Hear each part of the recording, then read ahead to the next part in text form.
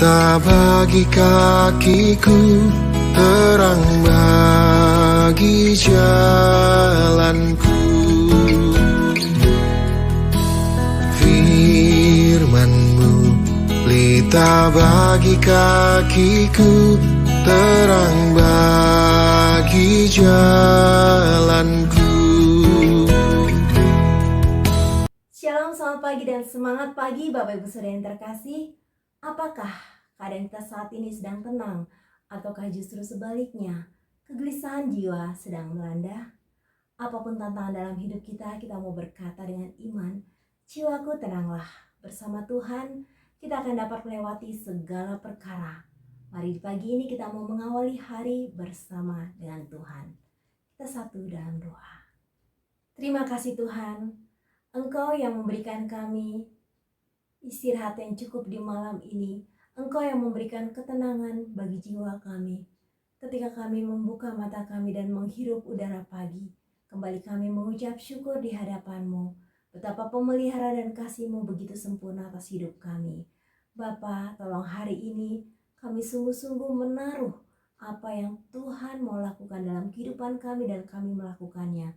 Dengan kekuatan-Mu Bapa, kami mau melangkah dengan iman. Dan pada pagi hari ini Tuhan, kami mau merenungkan makna ketenangan di jiwa kami bersama dengan Tuhan. Terima kasih banyak Bapa, dalam nama Tuhan Yesus kami berdoa. Amin. Pagi ini kita akan mengangkat cerita di balik lagu Jiwaku Tenanglah, Mazmur 116 ayat 7-10. Kembalilah tenang hai jiwaku, sebab Tuhan telah berbuat baik kepadamu. Ya, Engkau telah meluputkan aku daripada maut, dan mataku daripada air mata, dan kakiku daripada tersandung. Aku boleh berjalan di hadapan Tuhan di negeri orang-orang hidup. Aku percaya sekalipun aku berkata aku ini sangat tertindas. Selama kita hidup, kita tidak dapat menghindar dari yang namanya tantangan. Suka dan duka menjadi warna yang menghiasi kehidupan. Kesukaan adalah hal yang selalu ingin kita genggam erat dan tidak ingin kita lepaskan. Namun duka dan kesedihan seringkali membuat hati kita merasa tertindas.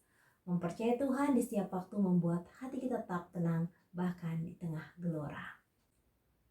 Spervat adalah seorang pengacara dan usahawan sukses di Chicago. Ia memiliki keluarga yang baik, seorang istri yang bernama Anna dan 5 anak. Meskipun begitu, mereka tidak asing dengan duka dan pergumulan. Anak laki-laki yang masih muda meninggal karena pneumonia pada tahun 1871. Dan di dalam tahun yang sama, banyak dari bisnis mereka hangus dalam kebakaran besar di Chicago. Namun Tuhan dengan rahmat dan kasih sayangnya melancarkan kembali bisnis mereka. Pada tanggal 21 November 1873, kapal laut Prancis tengah menyeberangi Samudra Atlantik dari Amerika Serikat ke Eropa dengan 313 jumlah penumpang. Di antara para penumpang ialah Nyonya Anna dan keempat anak perempuannya. Meskipun Tuan Spervat telah berencana untuk pergi dengan keluarganya, ia memutuskan untuk tinggal di Chicago, membantu menyelesaikan masalah bisnis yang tidak terduga. Yang beritahu istrinya bahwa ia akan menyusul ke Eropa beberapa hari kemudian. Rencananya adalah dengan mengambil kapal lain. Spervat adalah sahabat D.L. Moody dan mendukung pelayanannya, dan mereka sekeluarga ingin pergi ke Eropa karena mereka tahu Moody akan ada di sana pada musim gugur.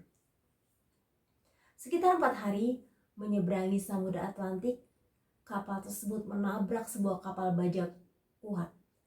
Tiba-tiba semua yang ada di kapal berada dalam mara bahaya. Anna dengan lekas membawa keempat anaknya ke geladak. Ia berlutut di sana.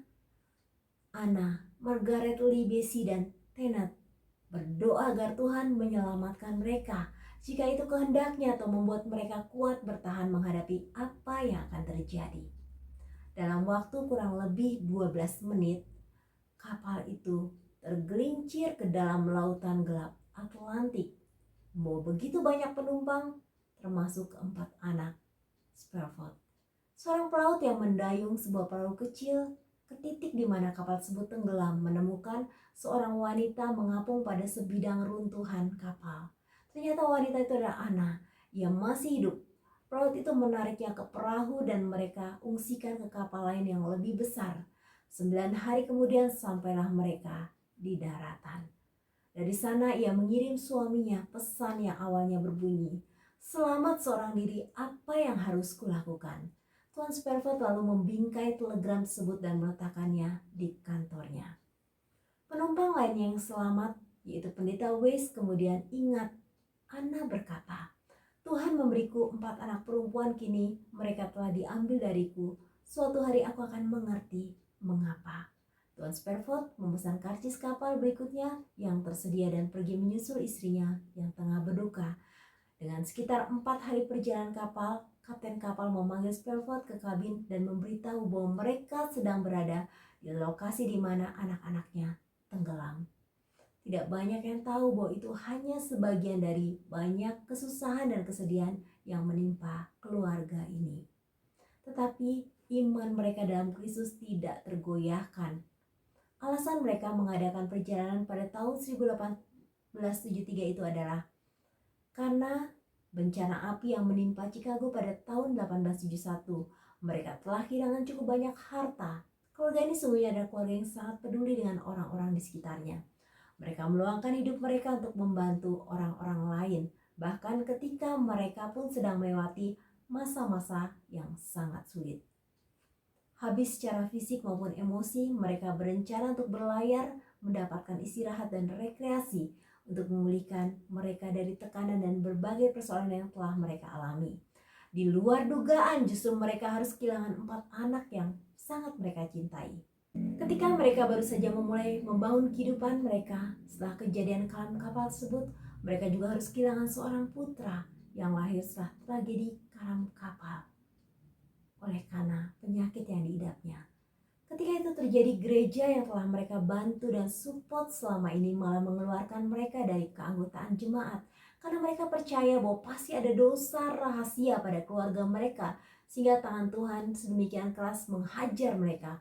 Setelah kehilangan 5 anak harta benda dan kini juga kehilangan persekutuan jemaat dan teman-teman mereka, mereka memutuskan untuk pindah ke Yerusalem untuk memulai kehidupan yang baru. Di Yerusalem mereka mendirikan apa yang kini dikenal sebagai American Colony. Ini adalah suatu tempat peristirahatan bagi orang-orang Kristen, di mana mereka bisa datang dan menghidupi suatu kehidupan Kristiani yang sederhana, berbagi segala sesuatu dan melayani orang-orang sekeliling mereka. Pengaruh mereka akhirnya membuahkan hasil. Banyak orang-orang yang berbalik kepada Kristus di kota Yerusalem yang pada zaman itu sangat tandus. Spervet menulis banyak himne dan karya tulis lainnya, termasuk sebuah buku kecil yang berjudul 20 Alasan untuk Percaya Kedatangan Tuhan Sudah Dekat.